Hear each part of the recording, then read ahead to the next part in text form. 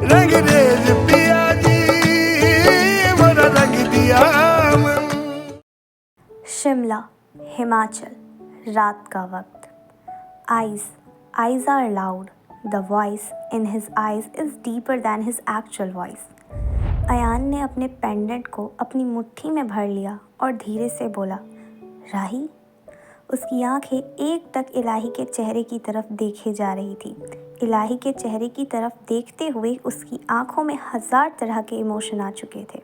वहीं उसके पास खड़े रिवाज का भी कुछ ऐसा ही हाल था। वो इलाही के चेहरे की तरफ देखते हुए धीरे से बोला, राही, पर ये कैसे हो सकता है?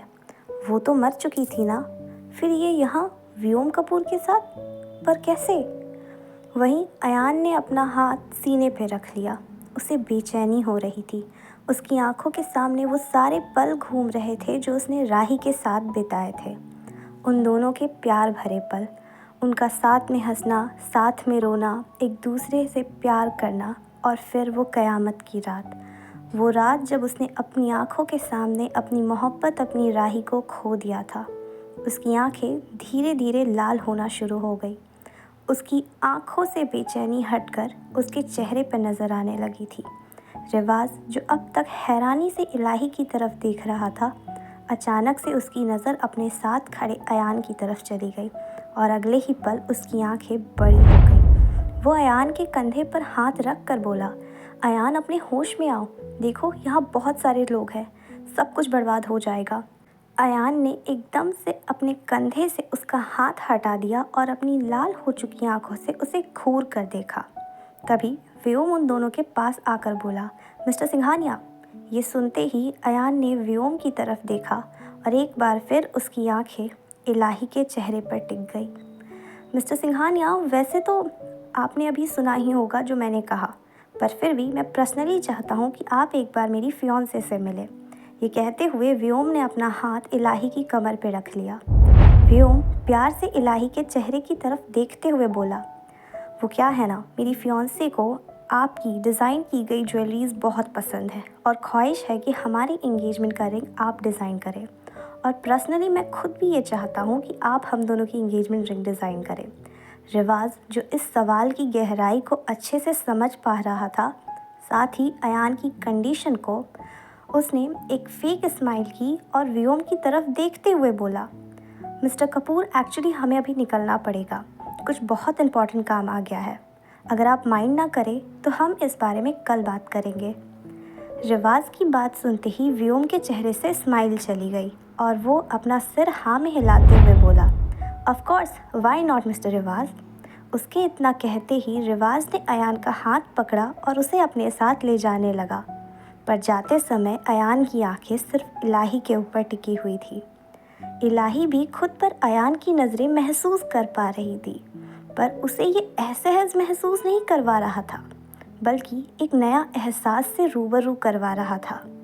एक ऐसा एहसास जो उसने कभी महसूस नहीं किया था। वहीं उन दोनों के जाते ही व्योम ने अपने हाथों की मुट्ठी बना ली और एकदम से इलाही का हाथ कस कर पकड़ा और उसे खींचते हुए वहाँ से ले गया। उसे कोई फ़र्क नहीं पड़ रहा था कि लोग उसे देख रहे थे। व्योम इलाही को लेकर सीधे एक कमरे में आ गया और उसका हाथ झटक कर बोला, ये क्या चल रहा है तुम्हारा? क्यों घूर रहा था वो अयान सिंघानिया तुम्हें? एक मिनट, कहीं मेरे पीठ पीछे तुमने उसे अपनी खूबसूरती के जाल में फंसाने की तो कोशिश नहीं की? ये सुनते ही इलाही ने हैरानी से व्योम की तरफ देखा। वो जल्दी से बोली, व्योम, ये तुम क्या बोल रहे हो? मैं भला ऐसा क्यों करूँगी? इससे आगे वो कुछ बोल पाती कि व्योम ने एकदम से उसके बालों को अपनी मुट्ठी में भर लिया। उसने इलाही के बालों को इतनी ज़ोर से खींचा था कि इलाही के मुंह से हल्की सी चीख निकल गई। इलाही ने कसकर अपनी आंखें बंद कर ली। उसकी आंखों से आंसू बह रहे थे। इससे पहले भी कई बार व्योम ने उसके बालों को पकड़ा था, पर इतनी ज़ोर से कभी नहीं पकड़ा था और ना ही खींचा था। व्योम इलाही के चेहरे को घूरते हुए बोला, आंखें खोलो अपनी, डैम इट। उसके ये कहते ही इलाही ने जल्दी से अपनी आंखें खोली। वो अपनी हनी ब्राउन आंसू भरी आंखों से उसे देख रही थी। व्योम उसकी आंखों में देखते हुए बेहद गुस्से में बोला, तुम कोशिश करके तो देखो, फिर मैं जो तुम्हारी हालत करूँगा ना, तुम खुद को भी नहीं पहचान पाओगी। और एक बात अपने छोटे से दिमाग में बैठा लो कि तुम पर सिर्फ और सिर्फ व्योम कपूर का हक है। ये कहते हुए उसने इलाही को ज़ोर से धक्का दिया और फिर कमरे से बाहर निकल गया। वहीं इलाही खुद को संभाल नहीं पाई और नीचे फ्लोर पर गिर गई और उसके मुंह से हल्की सी चीख निकल गई क्योंकि उसके हाथ पर चोट लग चुकी थी। इलाही ने अपने हाथ की तरफ देखा जहाँ से हल्का हल्का खून आ रहा था। इलाही उठकर बैठ गई और वो खुद को समेटते हुए बोली, कोई बात नहीं इलाही, वो गुस्से में है शायद, वरना वो तुझसे बहुत प्यार करता है। हाँ, वो मुझसे प्यार करता है।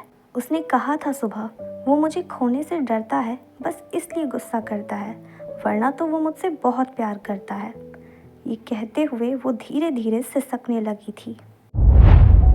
दूसरी तरफ होटल के प्रेसिडेंटल सूट के उसी अंधेरे कमरे में अयान बीचों बीच काउच पर बैठा हुआ था। उसकी आंखें सामने बालकनी से आ रही छोटी छोटी बारिश के बूंदों पर टिकी हुई थी। वो पिछले 4 घंटों से बाहर हो रही बारिश को देखे जा रहा था। उसके एक हाथ में वाइन का गिलास था। सामने टेबल पर 2-3 बोतल ऐसे ही पड़ी हुई थी जो उसने इन 4 घंटों में पीकर ख़त्म कर दी थी। टेबल पर एक रेडियो भी रखा हुआ था जिस पर एक गाना चल रहा था, जो खत्म हो किसी जगह ये सिलसिला नहीं। इस गाने की लिरिक्स की तरह ही उसका दिल भी 1000 तरह के इमोशन से भरा हुआ था। उसकी आंखों के सामने बार बार इलाही का चेहरा घूम रहा था। इलाही या फिर उसकी राही, ये सवाल उसके दिलो दिमाग पर छाया हुआ था जिसका जवाब क्या था उसे दूर दूर तक इसका कोई अंदाज़ा नहीं था। उसके जहन में बार बार राही की यादें घूम रही थी।